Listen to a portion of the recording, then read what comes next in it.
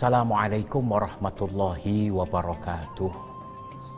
Alhamdulillahilladzi khalaqal mauta wal hayata liyabluwakum ayyukum ahsanu amala. Asyhadu an la ilaha illallah wahdahu la syarikalah. Syahadatan tunji qailaha min yaumina hadza ila yaumil qiyamah. Wa ashhadu anna sayyidana wa nabiyyana Muhammadan abduhu wa rasuluh al-mab'utsu likafatil ummah. Wassalatu wassalamu ala man la nabiyya ba'dah sayyidina wa habibina wa syafi'ina wa maulana Muhammadin sallallahu alaihi wasallam ibn Abdillah wa ala alihi wa ashabihi wa man tabi'ahum bi ihsanin wa mawalah. Amma ba'du. Pemirsa TV One di mana saja Anda berada, alhamdulillah Allah masih memberikan kita taufiknya sehingga kita masih mampu untuk menjalankan perintah-perintahnya dan mampu untuk meninggalkan larangan-larangannya. Saudara, 2 tahun belakangan ini dunia dilanda musibah dengan wabah bencana COVID-19 bertahun-tahun, dan sampai hari ini masih ada sebagian dari saudara-saudara kita yang masih terkena COVID-19. Sudah ribuan, bahkan ratusan ribu, bahkan jutaan di dunia ini yang meninggal dunia. Dan saudara-saudara kita yang muslim pun tidak luput yang terkena musibah wabah, yang meninggal dunia. Ditambah lagi belum lama ini ada musibah gunung meletus dan banyak saudara-saudara kita yang meninggal dunia. Persoalannya bukan masalah meninggal dunianya. Kalau masalah meninggal dunia, setiap yang bernyawa pasti akan merasakan mati. Tetapi yang kita harapkan, dan setiap muslim berharap, agar kematiannya nanti berakhir dengan husnul khotimah. Mati dengan husnul khotimah merupakan cita-cita semua orang Islam. Tetapi tidak mudah untuk mencapai husnul khotimah. Kita harus beriman kepada Allah, kita harus menjalankan perintah-perintah Allah, kita harus meninggalkan larangan-larangan Allah, dan kita harus memohon kepada Allah supaya dimatikan pada akhirnya nanti mati dalam keadaan husnul khotimah. Saudara, Al-Habib Abdullah bin Alwi Al-Haddad dalam sebuah kitabnya Al-Iddikar wal-I'tibar, beliau meresume penyebab orang-orang matinya su'ul khotimah. Disebutkan dalam kitab tersebut, aktsaru ma yukhsha alaihi su'ul khotimah wal a'yadzu billah. Kebanyakan ulama berpendapat orang-orang yang matinya dikhawatirkan su'ul khotimah, dan kita berlindung kepada Allah dari su'ul khotimah itu. Siapakah orang-orang yang dikhawatirkan matinya su'ul khotimah itu? Yang pertama, al-mutahawwinu bis shalah, orang yang ceroboh, orang yang meremehkan sholat, orang yang lalai untuk mendirikan sholat. Kita tahu semuanya, orang Islam pasti tahu bahwa Nabi bersabda, as-salatu imaduddin, faman aqamaha faqad aqamaddin, waman tarakaha faqad hadamaddin. Sholat itu tiangnya agama. Barang siapa yang mendirikan sholat, maka dia mendirikan agama. Dan barang siapa yang meninggalkan sholat, maka dia meruntuhkan agama. Sehingga perintah sholat ini diajarkan kepada kita supaya kita mengajarkan ke putra-putri kita untuk mendirikan sholat dari sejak dini. Dalam sebuah hadis Rasulullah Muhammad sallallahu alaihi wasallam bersabda, "Muru auladakum bis shalah wa hum abna'u sab'in." Wadribuhum 'alaiha wa hum abna'u 'ashrin wa farriqu bainahum fil madaji. Perintahkanlah putra-putrimu untuk mendirikan salat ketika putra-putrimu tersebut berusia 7 tahun. Dan pukullah mereka ketika sudah berumur 10 tahun masih belum mau mendirikan salat. Dan pisahkanlah tempat tidurnya. Kenapa? Karena yang namanya salat ini, di dalam sebuah hadis pun Kanjeng Nabi menyatakan bahwa as-salatu ra'sul ibadah. Salat itu kepalanya ibadah. Yang namanya kepala, dalam tubuh kita ini yang paling esensial itu kepala. Dalam tubuh kita tuh yang paling vital kepala. Kalau orang kehilangan kakinya satu, dia masih bisa berjalan. Kalau orang kehilangan kedua kakinya masih bisa hidup. Kalau orang dipotong kedua tangannya masih bisa hidup. Tapi kalau orang dipotong kepalanya, impossible, dia masih bisa hidup. Artinya saudara-saudara sekalian, salat itu esensi di dalam Islam. Bahkan kata Kanjeng Nabi, al-farqu bainal abdi wal kufri fis shalah. Yang membedakan seseorang itu muslim atau kafir, itu salat atau tidaknya.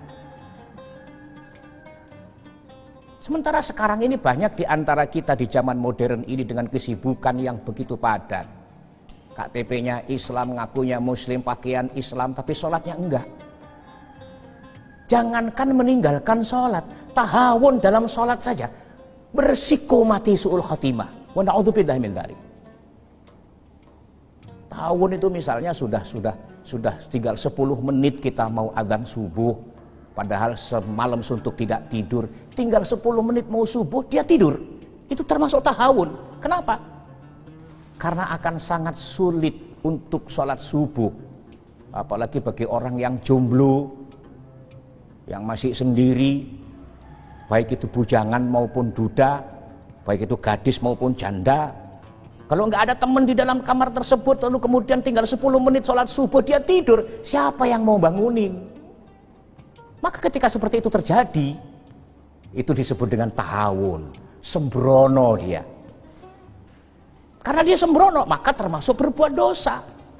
Berbeda dengan orang yang memang dalam semalam itu dia tidur, ternyata begitu bangun sudah jam 7 pagi karena ketiduran, itu berbeda. Tapi kalau kurang 10 menit mau subuh, sementara dia sadar dia tinggal sendirian, nggak ada istri, nggak ada suami, nggak ada yang lain, malah tidur, bangun jam 8, itu tergolong tahawun.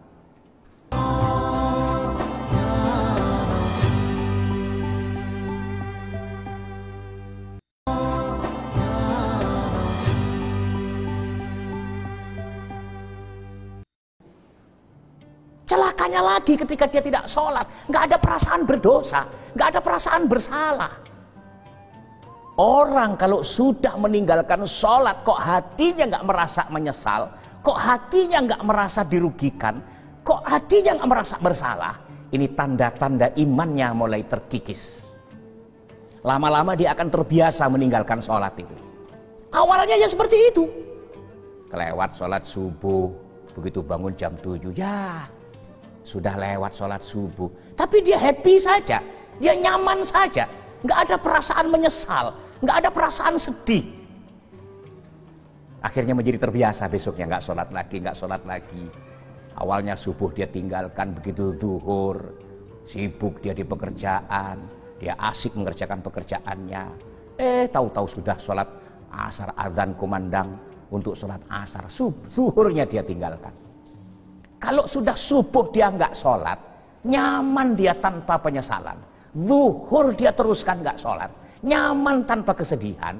Lama-lama dia akan terbiasa untuk meninggalkan sholat. Orang yang meninggalkan sholat dengan tanpa uzur syar'i, orang seperti ini terancam dan sangat berpotensi matinya su'ul khotimah. Na'udzubillahi min dzalik. Karena itu mari saudara-saudaraku sekalian, para pemirsa TV One di mana saja Anda berada, yang masih sholatnya belang telon, subuh sholat zuhur enggak, asar sholat maghrib tidak, Isya sholat, subuh enggak. Mulai saat ini kita paksakan diri kita untuk selalu mendirikan sholat. Sekali lagi, orang itu terkadang untuk mendirikan sebuah kewajiban, meninggalkan larangan, itu harus dipaksakan dulu. Baru setelah dipaksakan bisa ikhlas. Kalau kita nggak mulai, kita nggak paksakan, sulit. Sudahlah, yang penting sholat dulu. Soal perbedaan mazhab jangan dijadikan persoalan. Ini kadang-kadang kita mau sholat di masjid takut nanti salah, takut nanti imamnya beda. Hanya persoalan-persoalan khilafiyah, hanya persoalan-persoalan perbedaan mazhab. Terkadang kita sudah tidak mau lagi untuk sholat bersama berjamaah di masjid. Oh, imamnya pakai kunut, saya nggak pakai kunut, saya nggak mau jadi makmumnya. Oh, imamnya nggak pakai kunut, saya pakai kunut, saya nggak mau jadi makmumnya. Nabi mengajarkan sallu kama ra'aitumuni usolli. Sholatlah kamu sebagaimana kamu lihat saya sholat. Persoalannya kita hidup di zaman yang jauh dari Nabi. Kalau kita tanya semua pemirsa yang saat ini menyaksikan televisi, kalau saya tanya semua pemirsa yang saat ini nonton pengajian ini, saya yakin tak ada satupun yang pernah berjumpa dan melihat Nabi sholat. Karena itu jarak kita dengan kanjeng Nabi yang terlalu jauh itu, yang memang kita tidak pernah ketemu dengan kanjeng Nabi, sementara kita mengharuskan untuk sholat seperti sholatnya kanjeng Nabi, mau tidak mau kita harus ittiba. Kita harus ikuti imam-imam mazhab. Tetapi bagaimanapun juga imam mazhab itu bersifat ijtihad. Ijtihad itu kebenarannya tidak mutlak. Salah pun tidak mutlak. Oleh karena itu ketika kita berbedaan dengan mazhab, nggak perlu kita ribut. Kita boleh merasa benar, tapi kita tidak boleh merasa paling benar. Kita boleh menganggap imam yang kita ikuti itu benar, tetapi kita tidak boleh menyalahkan orang lain yang berbeda mazhab. Kadang-kadang perbedaan mazhab jadi masalah. Lalu merasa diri kita paling benar. Lalu kita menyalahkan orang lain. Akhirnya nggak kompak-kompak. Masjid gede, umat Islam banyak, tapi sholat subuh cuma satu baris. Kadang-kadang cuma imam sama makmumnya doangan. Jadi itu terjadi di banyak-banyak hal itu. Di tempat-tempat yang lain, di tempat-tempat orang muslim banyak masjid yang gede, bangunnya berlomba-lomba, mewah. Tapi giliran sholat jamaah cuma imam sama makmum doangan. Kenapa? Kadang-kadang sering terjadi karena perbedaan mazhab antara imam dengan makmumnya. Padahal orang yang lalai untuk mendirikan sholat, orang yang sering meninggalkan sholat, bahkan sampai bertahun-tahun tidak sholat, sangat berpotensi matinya su'ul khotimah. Na'udzubillahi min dzalik. Itu yang pertama. Yang kedua, orang yang sangat berpotensi matinya su'ul khotimah adalah al-mudminu li syirbil khamr. Orang yang terus-terusan minum minuman keras. Ini sangat berisiko matinya su'ul khotimah. Bahkan kata kanjeng Nabi, al-khamru ummul khaba'ith. Faman syaribaha lam tuqbal salatuhu arba'ina yauman. Wa in mata wa hiya fi batnih mata jahiliyah. Khamr itu biang keroknya kejahatan. Khamr itu biang keroknya kerusakan. Khamr itu biang keroknya kemaksiatan. Ada orang membunuh, sebelum membunuh dia mabuk dulu. Ada orang merampok, sebelum merampok dia mabuk dulu. Ada orang berbuat maksiat, berzina, sebelum berzina mabuk dulu. Ummul khaba'is. Awal kebanyakan orang berbuat nekat, awal kebanyakan orang berbuat maksiat karena ummul khaba'is tersebut dia minum, khamr tersebut dia minum. Faman syaribaha lam tuqbal salatuhu arba'ina yauman. Dan barang siapa yang minum minuman keras, Allah tidak menerima sholatnya selama 40 hari. Wa in mata, dan jika dia mati, wa hiya fi batnih, dan khamr tersebut, wa huwa fi batnih, dan khamr tersebut masih berada di dalam perutnya, mata jahiliyah, mati dalam keadaan jahiliyah, alias su'ul khotimah. Na'udzubillahi min dzalik. Karena itu mari jangan kita ngandelin kepada orang-orang yang berwajib untuk menghindarkan putra-putri kita dan keluarga kita dari minum-minuman keras. Mulai dari kita sendiri. Qu anfusakum wa ahlikum nara. Jagalah dirimu dan keluargamu dari siksa api neraka. Jagalah dirimu dan keluargamu dari minum-minuman keras. Kenapa? Orang yang terus-terusan minum minuman keras sangat berpotensi matinya su'ul khotimah. Na'udzubillah. Itu yang kedua. Yang nomor 3, orang yang sangat berpotensi matinya su'ul khotimah adalah al-aqu liwalidayh. Anak yang durhaka kepada orang tuanya. Anak yang durhaka kepada kedua orang tuanya sangat berisiko matinya su'ul khotimah. Kita pernah mendengar sebuah cerita, ada seorang yang hidup di zaman Nabi bernama Alqamah. Saat mau meninggal dunia begitu sulitnya dia mengucapkan la ilaha illallah. Dalam riwayat tersebut Kanjeng Nabi kemudian dipanggil, memanggil orang tuanya Alqamah tersebut, lalu bertanya kepada orang tuanya, wahai ibunda Alqamah, berikan kesaksian kepadaku apakah Alqamah anak yang berbakti atau anak yang durhaka. Apa jawab ibunya? Ya Rasul, ketika Alqamah masih bujangan, semua hidupnya dia pergunakan untuk li'ila'i kalimatillah. Waktunya lebih banyak dia pakai itikaf di masjid. Hartanya lebih banyak dia pakai sedekah. Dia lebih banyak memperhatikan saya sebagai orang tuanya. Begitu dia sudah menikah, dia jauh lebih hormat, dia jauh lebih nurut kepada istrinya ketimbang kepada saya sebagai ibu kandungnya.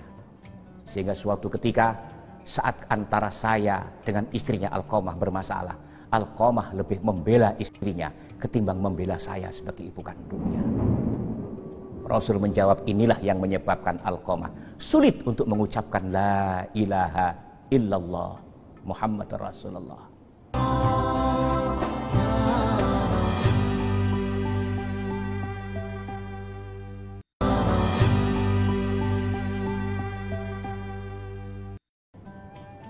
Lalu Kanjeng Nabi kemudian menantang ibunya Alqamah. Sekarang di hadapan kita ada seorang anak yang terbujur, hidup enggak, mati enggak, tak mampu dia mengucapkan kalimat thayyibah karena disebabkan terhalang oleh murka ibunya.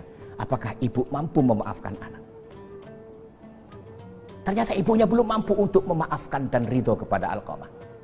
Sehingga akhirnya Kanjeng Nabi menyuruh sahabat untuk mencari kayu bakar. Setelah kayu bakar terkumpul, dinyalakanlah kayu bakar tersebut. Saat api sedang menyala, ibunya Alqamah bertanya, untuk apa ya Rasulullah? Rasul menjawab, daripada nanti di akhirat Alqamah disiksa di api neraka selama-lamanya, lebih baik sekarang Alqamah saya bakar. Yang namanya ibu, kalau kata orang Jerman Timur, tego larane ra tego patine. Tego larane ra tego patine. Ibu tega nyubit, ibu tega ngebuk, tapi ibu tidak akan rela melihat anaknya dibakar hidup-hidup. Berteriaklah ibunya Alqamah, saya maafkan dia ya Rasul, saya ridho ya Rasul. Akhirnya Kanjeng Nabi menyuruh salah satu sahabat untuk mendengarkan dari mulutnya Alqamah, mampukah dia mengucapkan la ilaha illallah Muhammadur Rasulullah. Ternyata setelah ibunya ridho, Alqamah mampu mengucapkan la ilaha illallah Muhammadur Rasulullah sallallahu alaihi wasallam, baru kemudian meninggal. Ini bukti bahwa orang yang durhaka kepada kedua orang tuanya itu sangat berpotensi matinya su'ul khotimah. Dalam Al-Quran juga Allah menyebutkan, a'udzubillahi minasyaitonir rajim, bismillahirrahmanirrahim, wa qadha rabbuka alla ta'budu illa iyyahu wa bil walidaini ihsana imma yablughanna 'indakal kibara ahaduhuma aw kilahuma fala taqul lahumā uff wa la tanharhumā wa qul lahumā qawlan karīmā. Dan Tuhanmu telah memerintahkanmu untuk tidak menyembah Tuhan kecuali hanya kepada Allah. Setelah perintah untuk tidak menyembah Tuhan kecuali hanya kepada Allah, langsung dalam kalimat itu, wabil walidaini ihsana, dan kepada kedua orang tuamu hendaklah kamu berbuat baik. Sehingga salah satu di antara keduanya atau dua-duanya telah lanjut usia, maka jangan kau ucapkan kata-kata kasar. Ucapkanlah kepada keduanya ucapan-ucapan yang mulia. Jadi orang yang durhaka kepada kedua orang tuanya sangat berpotensi matinya su'ul khotimah. Na'udzubillahi min dzalik. Yang masih berkesempatan untuk berbakti kepada kedua orang tuanya, Berbaktilah kepada kedua orang tuamu. Yang pernah berbuat salah kepada ibu bapaknya, mintalah maaf dan minta ridhonya. Mumpung kau masih bisa, mumpung kau masih hidup, supaya matimu husnul khotimah. Itu yang ketiga. Yang keempat, orang yang berpotensi matinya su'ul khotimah adalah alladzi yu'dzil muslimin. Orang yang sering nyakitin orang Islam yang lainnya, apapun sebabnya. Apakah itu karena perbedaan pendapat tentang mazhab, lalu kemudian menyakiti saudaranya dengan kata-katanya, dengan sebutan kafir, dengan sebutan munafik, dengan sebutan apapun yang membuat sakit hati saudaramu muslim. Jangan kau lakukan itu. Karena kalau kita sering melakukan perbuatan yang menyakiti hatinya orang yang muslim, maka sangat berpotensi matinya su'ul khotimah. Na'udzubillahi min dzalik. Hindari perpecahan, hindari permusuhan, hindari nyakitin orang lain. Karena sering menyakiti hati orang lain akan menyebabkan matinya su'ul khotimah. Na'udzubillahi min dzalik. Itu yang nomor 4. Yang nomor 5, orang yang berpotensi matinya su'ul khotimah adalah al-musyirruna 'alal kabair wal mubiqat alladzina lam yatubu ilallahi minha.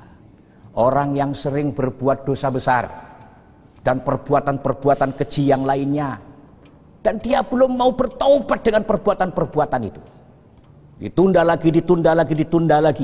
Sekarang ini karena media sosial, karena begitu bebasnya internet, begitu bebasnya kita untuk mengakses orang lain tanpa harus ketemu dulu, ternyata begitu banyak dampak buruk dari media sosial tersebut. Salah satu di antaranya yang menyebabkan mudahnya orang berbuat zina, perselingkuhan, karena disebabkan karena mudahnya mengakses komunikasi melalui media sosial. Belum lama kita sering mendengar ada berita di sebuah penyeberangan Bakauni Merak, ada sebuah mobil yang di dalamnya ada 2 orang yang meninggal dunia, laki dan perempuan. Ternyata bukan suami istri. Itu termasuk perbuatan kabair, termasuk perbuatan dosa besar, berzina. Dan kalau sudah matinya seperti itu, berarti dia mati dalam kondisi berzina, berarti dia mati dalam kondisi berdosa besar, dan itu sangat berpotensi mati yang su'ul khotimah. Wa na'udzubillahi min dzalik. Termasuk perbuatan-perbuatan keji yang lainnya. Apakah itu perbuatan keji-keji yang lainnya? Itu seperti apa? Makan makanan yang riba, makan makanan yang haram. Itu kalau terus-terusan dilakukan, maka sangat berpotensi matinya su'ul khotimah. Karena itu saudara-saudaraku sekalian, 5 orang yang berpotensi mati su'ul khotimah ini harus kita hindari. 1, jangan kau tinggalkan sholat. 2, jangan kau sentuh minum-minuman keras. 3, jangan kau lukai hati kedua orang tuamu. 4, jangan kau sakiti orang Islam yang lainnya. 5, bertaubatlah dari perbuatan dosa besarmu dan perbuatan-perbuatan keji yang lainnya. Kalau 5 itu mampu kau hindari, insya Allah engkau akan ditakdirkan oleh Allah matinya husnul khotimah. Demikian. Mudah-mudahan bermanfaat. Mudah-mudahan kita semuanya dihindarkan oleh Allah dari hal-hal yang menyebabkan mati su'ul khotimah, dan Allah takdirkan kita mati husnul khotimah. Kurang lebihnya mohon maaf. Wallahul muwaffiq ila aqwamit thoriq. Wassalamualaikum warahmatullahi wabarakatuh.